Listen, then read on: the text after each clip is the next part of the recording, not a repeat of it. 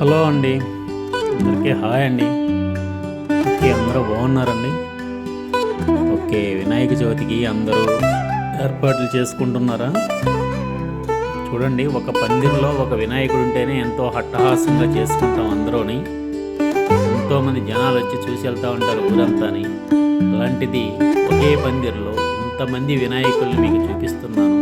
చూడండి ఒకసారి, చాలా బాగుంటుంది. ఇది కొండపల్లి వారి ప్రతిభ అండి. ఇది కొండపల్లి వారు వచ్చి మలిచిన శిల్పాలండి ఇవన్నీ. కొండపల్లి బొమ్మలు అంటే ఎంత ప్రత్యేకతో రెండు తెలుగు రాష్ట్రాల్లో అందరికీ తెలుసండి. వాళ్ళు వచ్చి మలిచిన బొమ్మలండి ఇవన్నీ వాళ్ళ చేతులతో. చూడండి ఎంత అపురూపంగా ఉన్నాయో, ఎంత బాగున్నాయో. ఎందుకళ్ళు సరిపోవండి, ఒక ప్రతిమనే మనం చూడలేము, చూస్తా ఎంతో ఇష్టంగా చూస్తాం.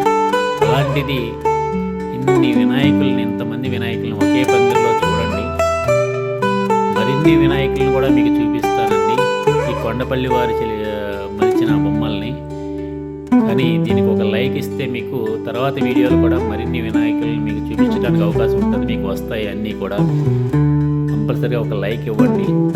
చివరిదాకా ఈ వీడియో చూడండి, చాలా బాగుంటుందండి. ఓకేనండి, అందరికీ బాయ్.